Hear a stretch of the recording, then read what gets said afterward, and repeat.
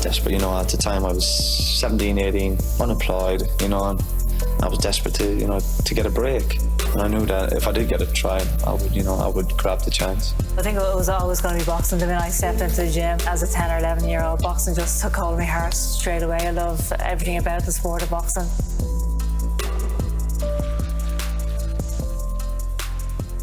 Hello, I'm Marie Crowe and this is We Become Heroes, the RTE Sport podcast that explores how elite athletes and sports people reach the top of their game and the lessons that they learned along the way. My guest today is two-time All-Ireland winning Tyrone footballer Peter Canavan. Peter, thanks so much for joining me. How is life for you right now?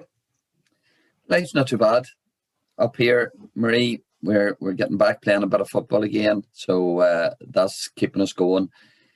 Been a very strange, like everywhere, it's been a very strange few months there, and it's been a big change in many ways. You can get by the very best without the buzz and the activity of normal day-to-day life, but I must say I didn't mind it too bad. But look, it's great to get back and interacting with people again, and you've really missed the sport, so really enjoying watching the games and getting the lads out to train here again is good as well.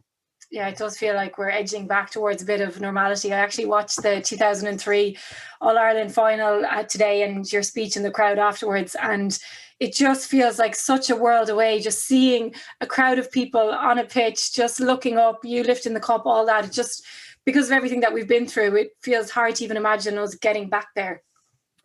Yeah, that's right. You could recall maybe at the very start of the lockdown when it was muted whether or not the games would go ahead with no crowds, and there was people saying no, it can't happen.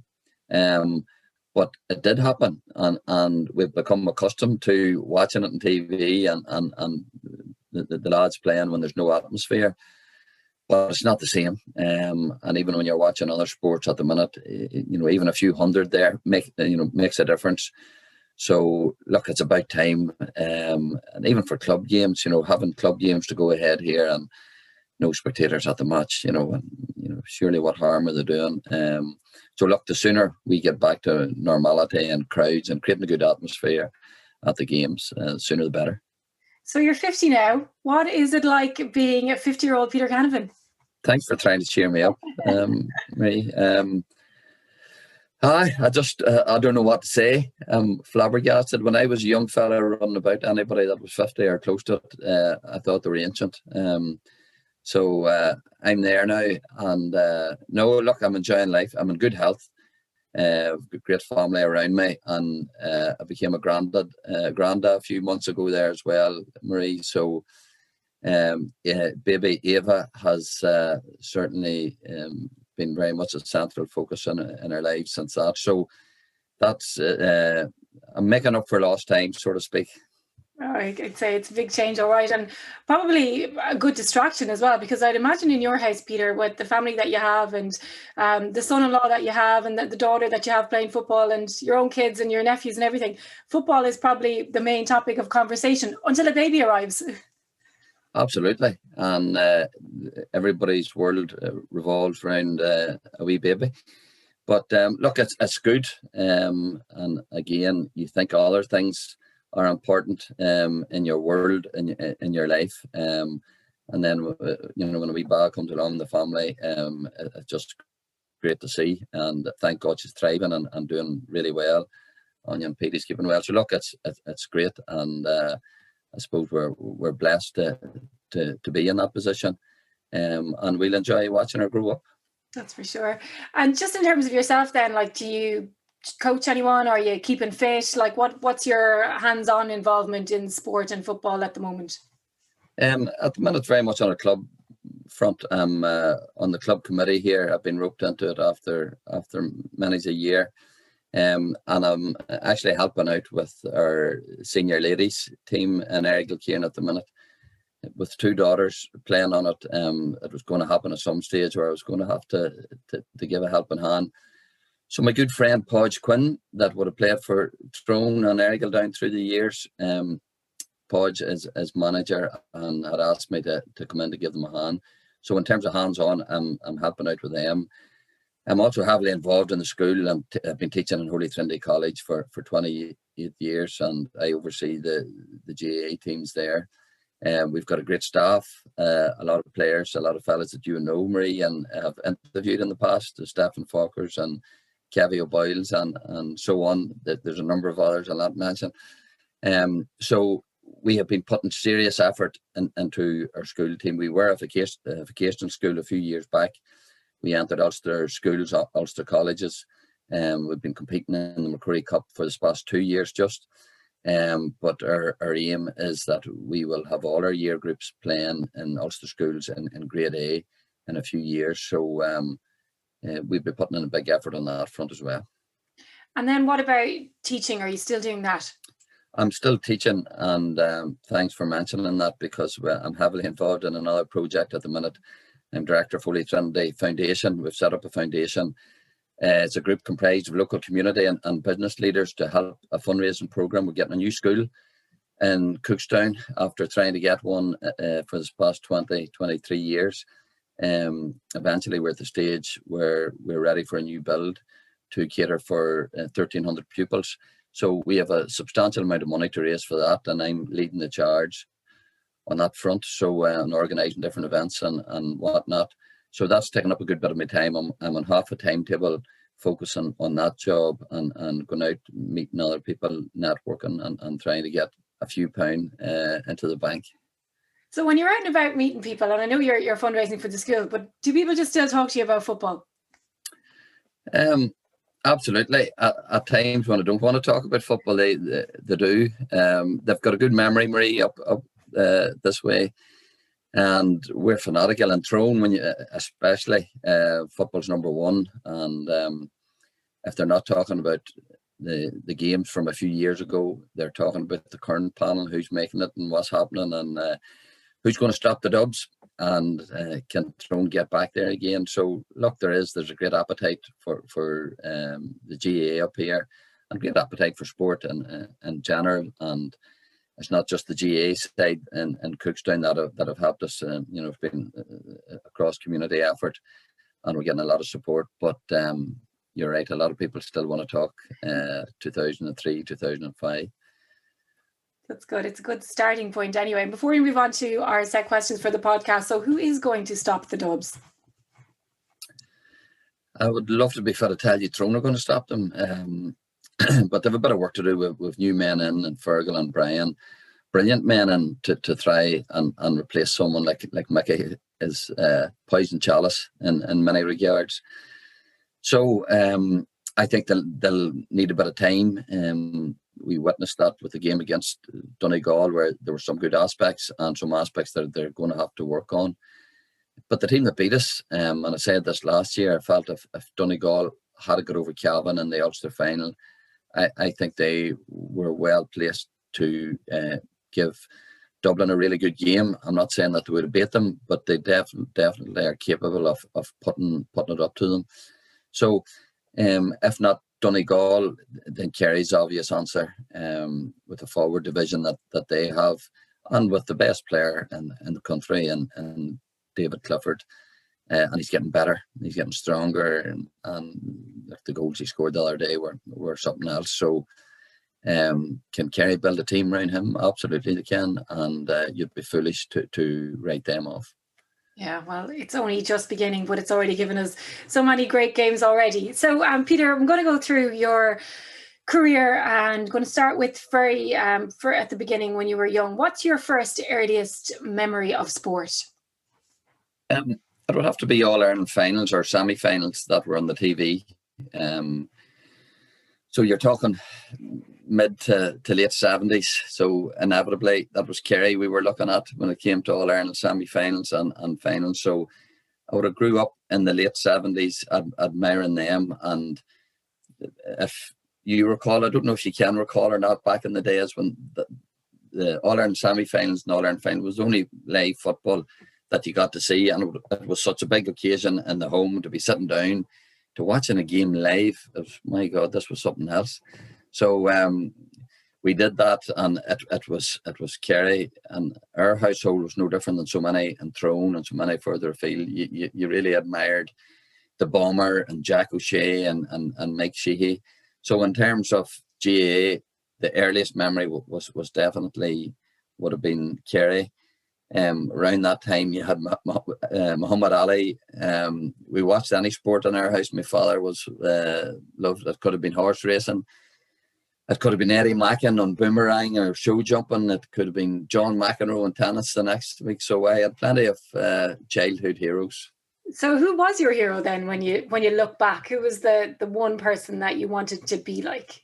Well, I would say in the late 70s, it was probably Mikey Sheehy, the Bomber, Jack O'Shea, those fellas. But it wasn't until I would say I went to the 1984 Ulster final and Tyrone were playing Armagh that day, and Frank McGuigan put on one of the best displays probably ever in an Ulster final. And I mind getting a tape of the game after it, and I watched it over and over again. So as I developed into a footballer, 12, 13 on, my idol was Frank McGuigan, and without a doubt. And some of the skills, and he was such a big, strong man and all the rest, but he was really skillful, great hands.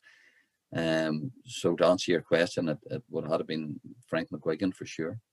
So what was life like growing up for you when you were a kid? And I know you had a really big family and one of the youngest of the 11, was it, or 12?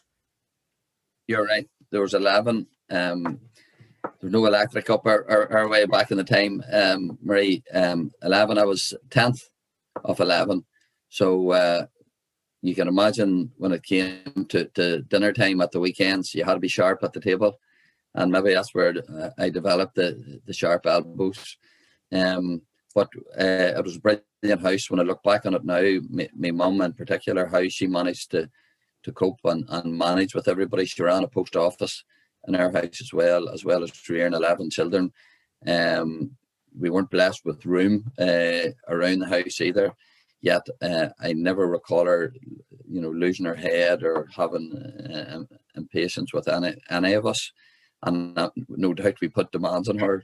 So her and my dad got on really well, and she and him reared a great family, and we're all still very close and live pretty close together. But it definitely wasn't a quiet house. There was plenty going on, and plenty of stick given and taken from all quarters. I'd say she was just delighted for you to go out and play football, just to get out from under her feet. Well, that was the only thing we knew, Marie, in the locality was because when I was growing up, my older brothers were playing Gaelic football, my older sisters, camogie at the time, and then ladies football. So we knew nothing else really, to be honest with you. And we soon out in the backyard, hopping the ball off the roof and waiting on it to come down, and fighting and wrestling over trying to catch it. So that's where you learnt your basic skills of the game. We had an old garage out at the back. If it wasn't filled with turf, it would have been empty, and that was our goals. Shooting into that and practicing and hitting penalties and whatnot. So there was a lot learnt in the home place, and you wonder now if the same activity goes on with the lads to the extent that it did back then. And neighbours coming up to the back field to kick the ball about, or a small garden, you'd be spending hours playing about and messing about. But look, great memories to look back on. And as you say, if it wasn't for football, I don't know what we would have been doing. And when did you realise that you were good at it, or that you had a bit of talent? Well, it's hard to know. In my final year at primary school, I would have been captain of the team, but it wasn't such a big thing because there only was 3 boys in the class, so it wasn't hard to be captain of that team. But it's hard to say. When I went to secondary school in St. Kieran's, I wasn't the biggest, and I definitely wasn't the best footballer in my year, or maybe anywhere near it, but I made the teams all right, with the exception of one team. I recall I didn't get on one team, and you're probably going to ask me about setbacks and dealing with setbacks. I would say that's one of the first setbacks. I think it was a second year, and it came to the third year team, and I felt it was good enough to get on it. And I often tell the story to youngsters who are part of teams now and learning. So I was very disappointed. I didn't make the team, didn't make the first 15, and I got the feeling that the manager didn't pick me because I was too small and he was playing bigger players. So at the time, I didn't take it too well. You're serious about football and you want to make the school team. So I recall at the time thinking, well, I can't make myself bigger, but I can make myself better, and I can just develop the skills. So at that time, maybe I was just one-footed. I would have been kicking with my right foot. So I said, right, I'm going to go and practice harder and be more determined. Eventually get on the team. So luckily enough, when it came around to the following year, I was good enough and I had improved, and I didn't look back. So again, when you're talking about coaching points and for young lads, you've got to make them aware. Some managers may not have time for them or feel that they're not good enough, and you're going to have to deal with setbacks. It could be injury, it could be something else. But if you're willing to work hard enough, and rather than huff and be thick with the coach or the manager, go and do something about it. Try and learn from it and improve yourself, and that will leave you in a better position. So that's the way it worked for me. Being small though, like I think maybe when you were a senior player and you were wearing the massive jerseys, you probably looked smaller than you were. But like, was that difficult when you were younger? I would love to have been a bit bigger. There's no doubt about it. Because there were times that you were easily pushed off the ball, and it's something that you soon had to learn to try and deal with that. The advantage of not being the biggest was that your agility should be a bit better. You were able to turn quicker, so there might have been a bigger, stronger fella marking you, but if you got the ball, you were able to turn him much quicker. So there was advantages of being small, but absolutely you would have preferred, when you look at the like of Michael Murphy, for example, at the minute, or even David Clifford, the ball doesn't have to be perfect when it's kicked into those fellas. I think the very first point that Michael Murphy got, if you recall, on Saturday night against Tyrone, it was a 50-50 ball that was kicked in, but just with a wee nudge and his strength, using his strength to give Paddy Hampshire a nudge, that made a yard of space for him, got the ball and kicked it over the bar. Just pure strength and size. So at times I certainly would like to have been a bit bigger, but you just have to deal with it whatever way you can, and you'll soon realise that it's not a good idea to run into boys that are bigger than you. I was going to say, like, I assume then, because you can't make yourself any taller, you can make yourself stronger, all right, but you can't get any taller. You probably had to work on other aspects of your game, like your kicking, like your intelligence as well. Absolutely. Your game sense, you can get to position faster than someone else if you know if the ball's going there, if you have a brave idea what's going to happen next. So again, and when you're talking about size, and as a coach, and when you're speaking to children, and if there's lads or lassies that are too wee, the example that I give them is Ryan McHugh. If Ryan McHugh came into your office now, you'd wonder if he was a senior footballer. Such as the size and stature, but yet when you see him on a pitch, and the way he can orchestrate things, and the way he plays, his movement, his brain power. So if you're good enough, and you want it bad enough, you can overcome the size aspect, and he's a shining example of that at the minute. It's so important as well to have those examples and to be able to look to the likes of you, or look to the likes of DJ Carey, because when you look at a lot of the modern teams now, everybody's massive in both hurling and football. Yeah, you're right. And you wonder, where is it going to stop? I don't like comparing the GA to rugby too many times, but if you look at what's happening in rugby at the minute, the size and the physique of any backline is scary, and the amount of hits and thumps. So there's more emphasis on strength and power than there is in agility and speed and cleverness on the ball, which is disappointing to see. So I think football's a different game, and I suppose Ryan McHugh is one example that proves it. The Gooch, when he was playing, was slight and stature, But again, talk about brain power and cleverness on the ball and bringing others into his movement was a joy to behold. So, fellas have got to work on that and think about their game more. And if you're not blessed with the size and strength of other men, then you just have to concentrate and work harder on other aspects of your game, using the weaker side of your body, be it left-handed passes or left-footed passes. If you're equally strong on both sides of the body, that gives you a massive advantage right away. So you just have to work harder at the game and the skills of the game. Was there a particular skill of the game that you worked the hardest on? It's hard to say. I would like to think I worked hard on all aspects. Again, I wasn't blessed. Some people think you see players out on the pitch and you think that they're naturally gifted. I would have said I worked very hard when I was underage on the skills of the game every day, and that improved me when it came to the bigger stage. Stephen O'Neill, is another example that I use, that you have seen him kicking points in Croke Park from either sideline with either foot, right or left, and maybe you're thinking, God, he is such a naturally gifted footballer. Yet when he was, 14, 15, he didn't kick the ball with his right foot, and it was through sheer hard work and persistence on the training pitch.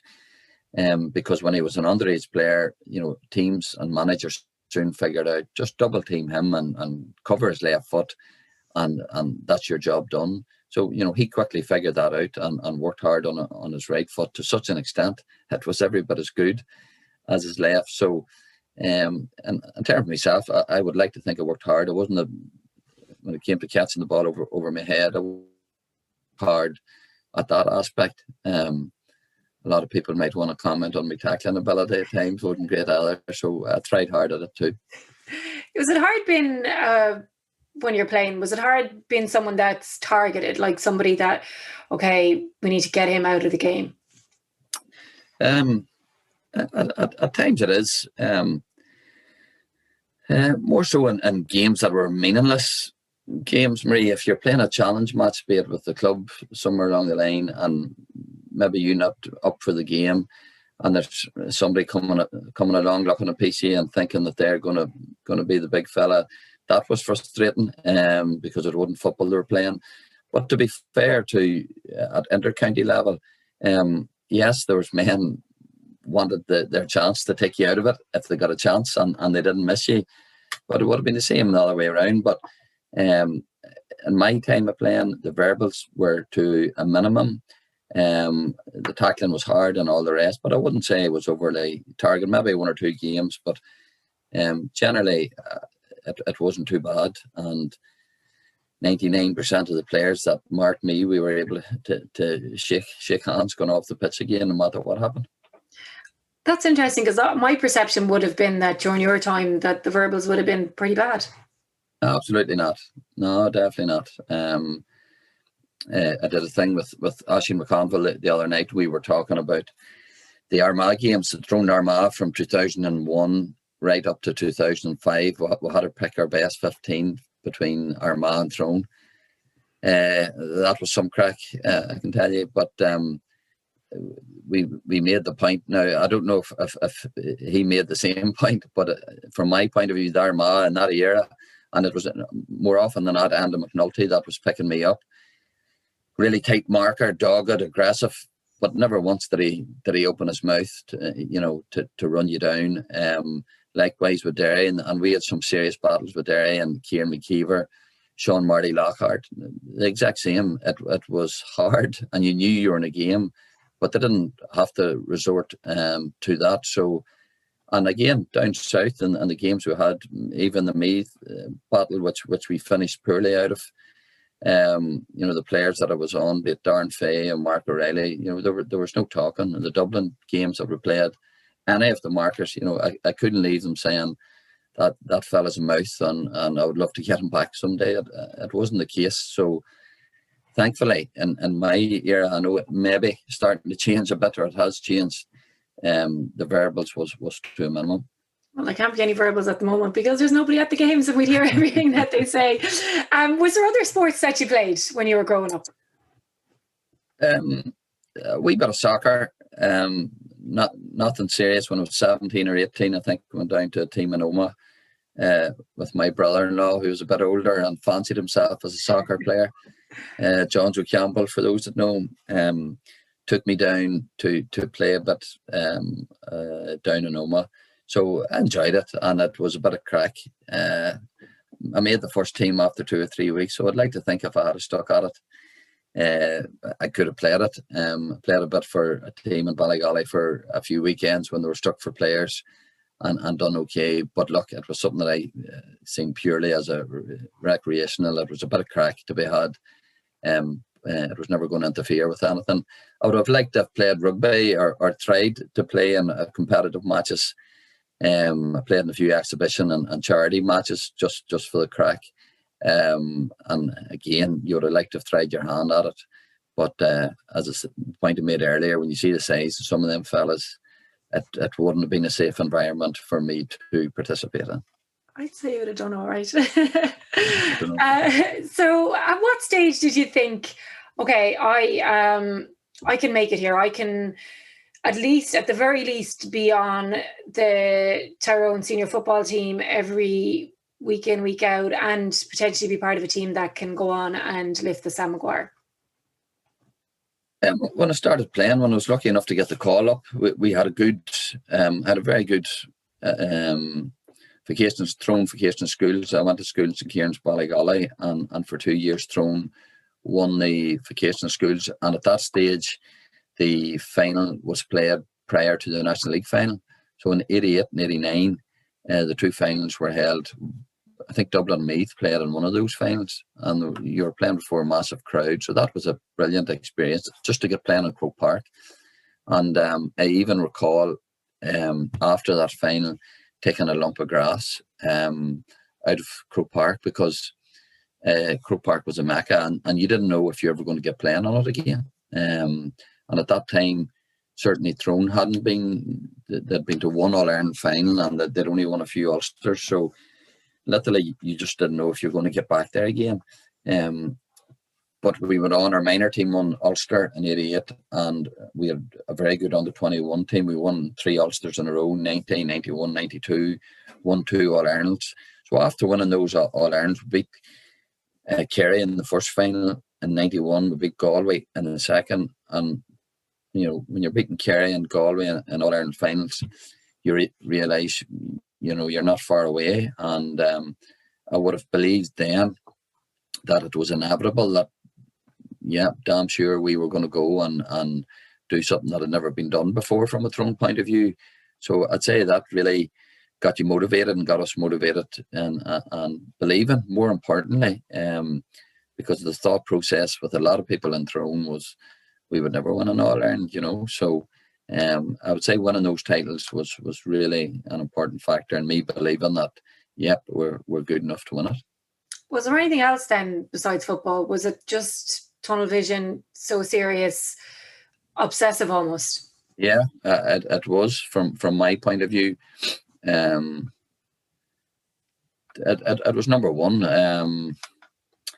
And once I was a part of it, there was nothing else, absolutely not, and it was all consuming. And you did everything was revolved around the football. I was very fortunate to be part of a really strong club here in Kilkieran that won our first county title and Ulster club in '93. So there was expectations there every year as well.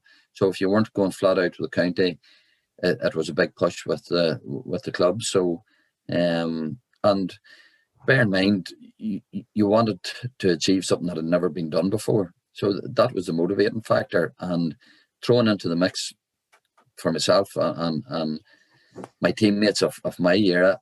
We had to watch our neighbours in Donegal, Derry and Down all win the All-Ireland 91, 92, 93, Down 94 again. So when that was going on, you were saying, it has to come to us. When are we going to do it? And they were motivating us by winning it. So needless to say, the fact that we got there in 95 and didn't do it suppose, a great source of bitterness and disappointment from a Tyrone point of view. Yeah, and what was the biggest motivator then? So was it the fact that people were doing it around you, that had never been done before, that you wanted to do it for yourself? Probably selfish. And when I look back, I was, we spoke about family life earlier on there. At the time, you say, I'm single-minded and something has to be done. When you look back on it now, you could say you were selfish. And if it hadn't have been for a very patient wife, in my case, and knowing how important football was to me, to facilitate me and going out to train and doing what I was doing, then you probably wouldn't have, I certainly wouldn't have got playing the length of time that I did. But there was a single-mindedness there. The fact that we got there in '95 and came that close to getting over the line and controversial circumstances, and then in '96 with a really good team again, getting hammered by Meath and being demoralised after it, served to me as a motivating factor and moving forward. And unfortunately, others didn't stick at it and didn't stay the pace. But so eventually, whenever we did get over the line, it made it all worthwhile. And there was a lot of effort and a lot of time went into that. And to eventually crack it was something else. Yeah, it really was so special. I watched it, as I said earlier, and just shivers seeing the crowd and you and what it meant to everybody. You could just even still sense it from the TV. Now, I know we mentioned a little bit earlier about setbacks and not making that team in third year. Was that your biggest setback, or were there others that you had to overcome during your career? Name me a player that hasn't, or a sportsman or sportswoman that hasn't overcome difficulty or obstacles. And the most successful, if they're honest, would say that they've had to deal with a lot and overcome a lot. We were talking about Ruby Walsh earlier, and I listened to his. You ask Ruby or AP, had they many obstacles and setbacks to overcome to be, before they achieved what they achieved? And they'll give you a list of injuries that'll keep you going for about an hour. So I think anybody that is successful in any career has to overcome and has to learn how to deal with setback. And if you learn to deal with it and take it placidly and that's the way it is and do nothing about it, or if you're thick enough and thick-skinned enough to say you're going to come back better and stronger, then I think it's knowing that there's going to be hurdles and obstacles there. So to answer your question, I had a fair few injuries from 15 on. I think I broke my arm at 15. The day after the All-Ireland final, Kerry beat Tyrone. I broke my arm in two places. I broke it once since. Knees, ankles, jaw, Achilles tendon. I had a fair share of setbacks when it came to injury. And that was frustrating, especially when you got older. They seem to be more common. But again, with county setup, you had great men around you, and from a medical point of view, other setbacks. The death of my father, for example, in 2003. Prior to that, there was no, death thankfully hadn't come to our door in any shape or form. That was unexpected, so it was difficult to deal with, and that was the first time really that I had to deal with grief close at hand.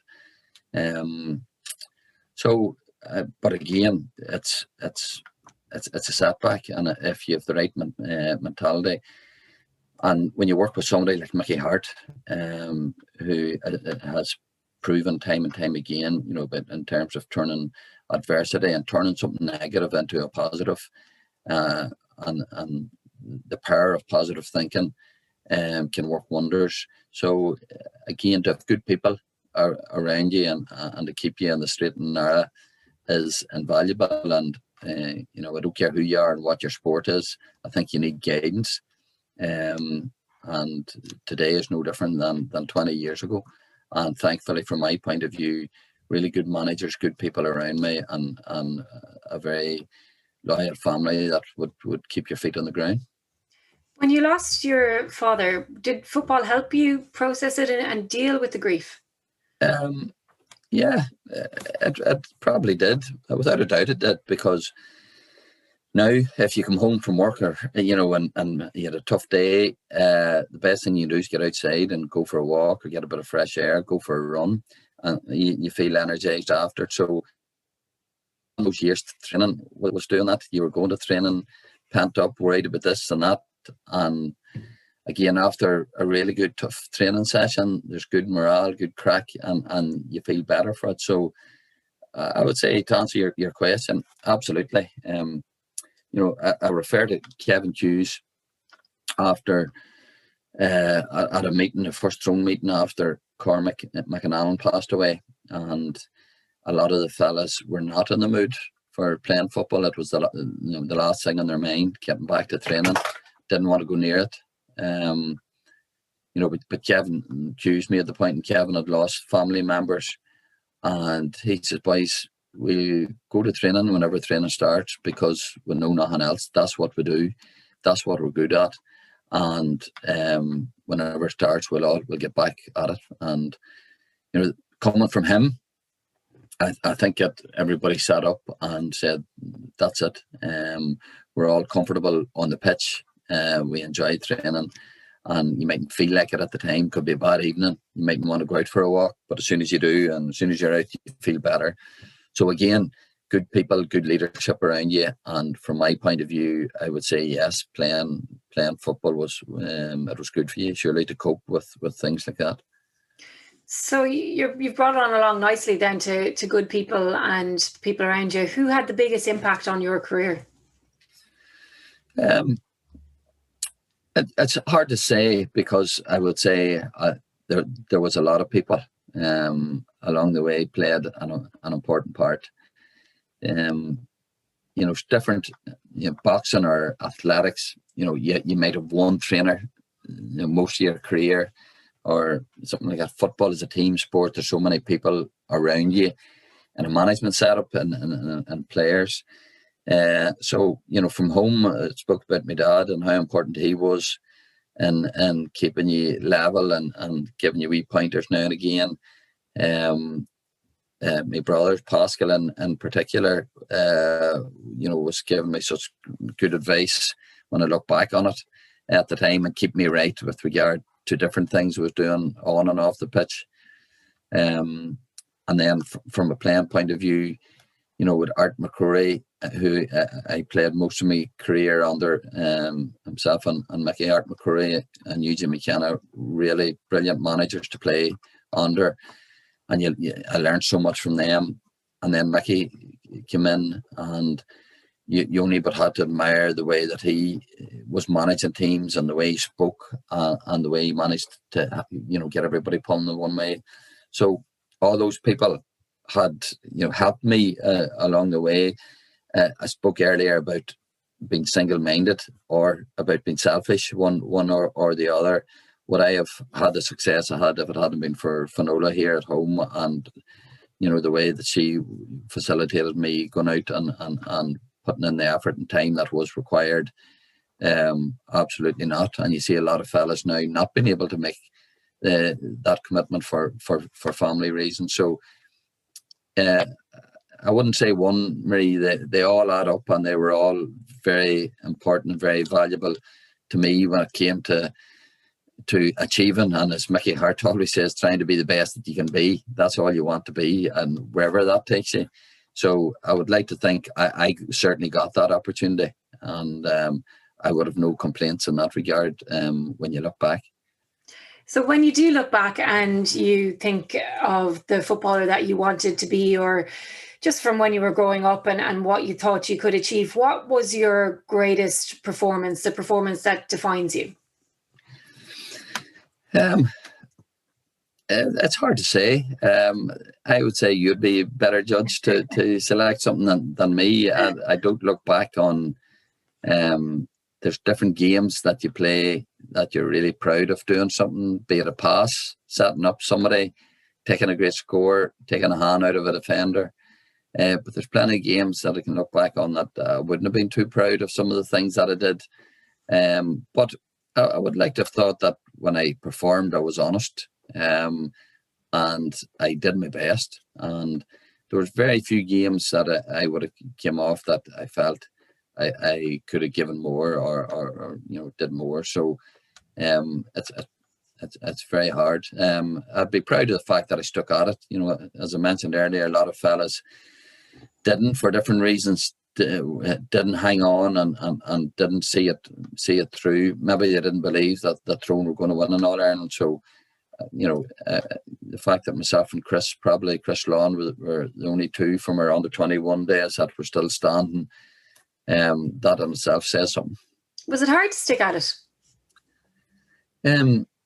It was when you're thinking you were good enough and you kept getting beat on the big day, be it by Armagh. We lost an All-Ireland quarter-final to Sligo 1 year in 2002, and we'd won the National League, and we thought we're thereabouts. So at times you would have questioned whether or not you were wise to try and hang in, but there's quite a lot I did. So when you look back in your career, what was your greatest success? I would say from a club point of view here, we have a very strong club in Errigal, and winning Tyrone in '93 for the first time, winning Ulster club. We're still the only Tyrone club to have won an Ulster club title.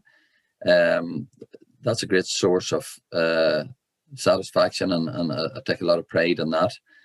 And being the first, being a member of the first team that won the All-Ireland, because I played with some of the Tyrone's best ever players: Eugene McKenna, Damien O'Hagan, Plunkett Donaghy, Kevin McCabe, John Lynch, all those fellas. And I'd seen the effort in the late 80s that they put into it, and didn't get the success out of it that we did. And then you get to see so many older people after winning that you wouldn't at the time beforehand, but going around so many and listening to so many stories of people that went to All-Ireland finals and that followed Tyrone all over the country. And you hear people saying about men saying that they'll go to their grave happy. There was men with tears in their eyes saying that to you, and from different parts of the county, and it gave you a better understanding, a greater appreciation of just how important football was to people and is to people in this part of the world, no different than a lot of other counties. So that's, that was very satisfying to see and to hear a lot of that, and knowing that you were one of the members of that team that managed to bring home Sam Maguire. And we've left it now that other youngsters who want to play Gaelic football and put on a Tyrone jersey believe that it can be done. And when we were growing up, we often wondered if it could be. Now children are growing up here knowing and believing that, yes, they can win an All-Ireland. Was it like everybody knew you when you were playing and still know you now, and like you're a hero and a role model to so many people? Was that difficult being such a big star, really? It only lasted a few years, maybe. But it takes a bit of getting used to. When you start off playing for your county, you get asked to sign the autograph and you feel great. Then when you win something, it was non-stop for a few years. But looking back, it's nice. And again, the majority of experiences that I've had have been very positive. The odd time, surely, there could be something said to you or people ring you, but look, that's part and parcel of it. You have to accept that. But it's gotten me a lot of places, with all-star trips, getting to represent Ireland in international rules and playing for your country. And look, so, I think that's a small price that you have to pay for being successful and for being part of it. So, I see it as I was very privileged. I was part of a very good Tyrone team that won an All-Ireland, and a lot of men can't say that. So I'll put up with a bit of hassle for that. That's for sure. I actually asked my 9-year-old the other day, did he know who Jim McConnelly was? And he didn't. It's mad the way it just moves on so quickly. It's like when you're gone, and they're only interested in the next the players. some of the teachers in the school asked some of the first year pupils who I was, and they didn't know me either, Marie. So it's a few years to belong going in. Yeah, that's for sure. So this is a hard one now, and it's one that people really struggle with, but I think you might have touched on it a little bit. But what do you think your legacy is going to be? Doesn't really matter.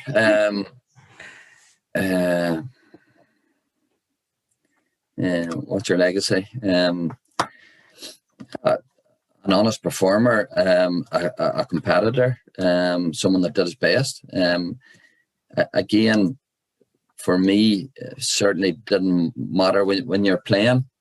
And I'm sure there's so many other people in different sports would say the exact same. I was never worried what the outside opinion was when I was playing. And I know you interviewed me different times, and all I was worried about was not giving in the way that the opposition would latch on to.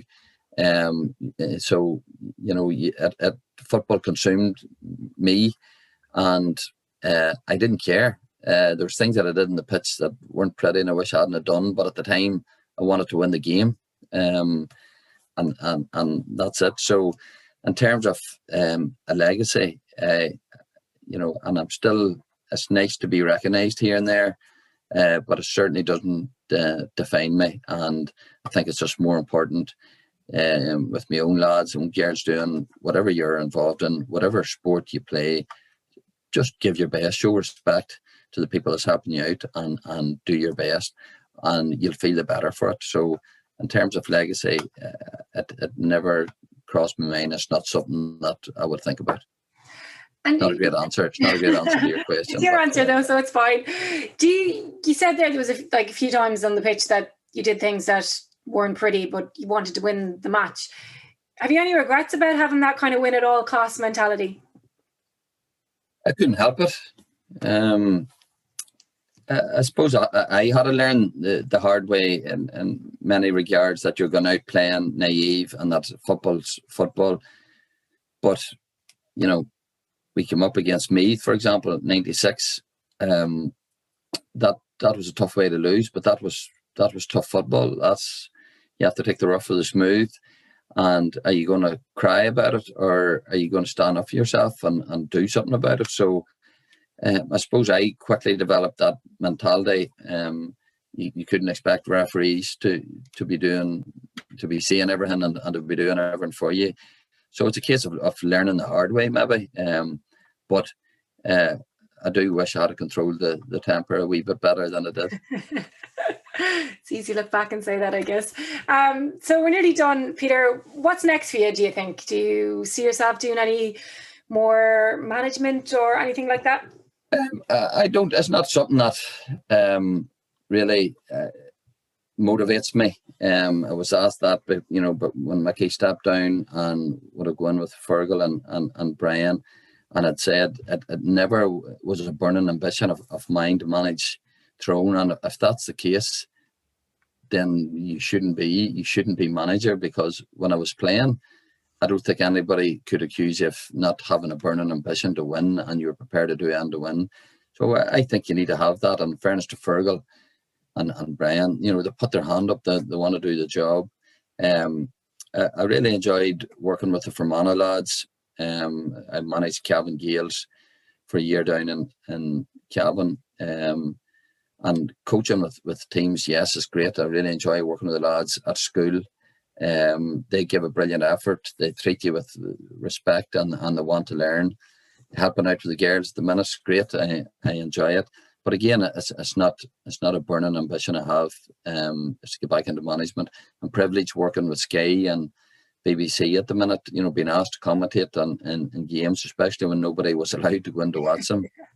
And to get down to watch the likes of Dublin, close at hand, one of the greatest teams ever to play our game. You're in a very privileged position to be asked to give your opinion on that. So, I enjoy that. And in terms of moving forward, if two lads and two girls that are playing for my club and the two boys are involved in county teams at the minute. So, I get a kick out of watching them play and hopefully win and to achieve as well.